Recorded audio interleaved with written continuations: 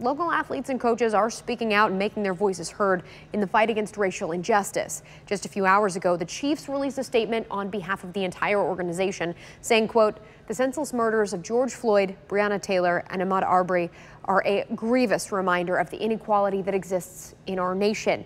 We all have an opportunity and a responsibility to advocate for change," later saying, "We encourage you to listen to, learn from, and most importantly, love one another." Two of the biggest names on the Chiefs roster, Patrick Mahomes and Chris Jones, also took to social media to weigh in on the unrest here in Kansas City and across the country, with Mahomes starting his message sending prayers to those families, all recent victims of racial and police violence. The Super Bowl MVP said, quote, "As a kid who was born with a black dad and a white mom, I've been blessed to be accepted for who I am my entire life. But that isn't the case for everyone.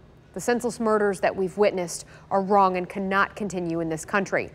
All I can think about is how I grew up in a locker room where people from every race, every background, and every community came together and became brothers to accomplish a single goal. I hope that our country can learn from the injustices that we've witnessed to become more like the locker room where everyone's accepted. We all need to treat each other like brothers and sisters and become something better." Pro Bowl D lineman Chris Jones said he supports those who demand justice for Floyd and a systematic change to a system that has disregarded the lives of African-American men countless times, saying, quote, "While I'm filled with outrage at what has transpired and support all the peaceful protests going on across the country, I want to urge everyone to figure out how we can continue the demand for change and bring an end to this institutional racism without self-destructing our communities and hurting innocent small businesses who all share our feelings and anger." Athletes and teams in all sports across the country are reacting to the nationwide protests. This weekend, Chiefs kicker Harrison BUTKER also took the time to express his support and encouragement. It's super sad. I can't even get through that whole video. It's very heartbreaking, and the biggest thing is bringing justice to those the perpetrators, and it's just an unfortunate situation, and but that's what we're dealing with in our society right now, and I think we have to figure out ways to hold people accountable.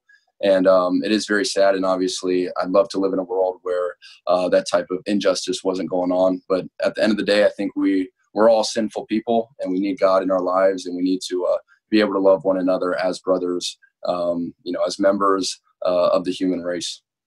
Powerful words there. Other local college coaches also released statements expressing their feelings and support. Kansas men's basketball head coach Bill Self said, quote, "No one should have to worry that they'll be treated differently or worse, fear for their lives on a daily basis simply because of the color of their skin or where they're from.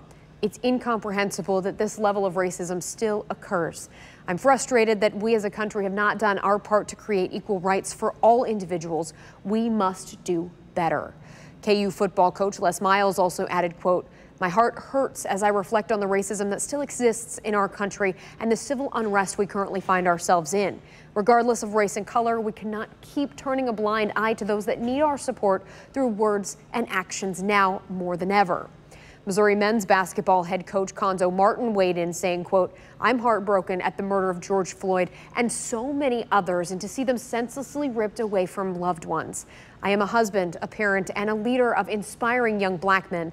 We shouldn't have to live in fear. Enough is enough. While I'm on this earth, my voice won't be silent until the injustice stops." He ends by saying it's important to love each other, to listen to each other, and grow together. We must do better, and it has to stop.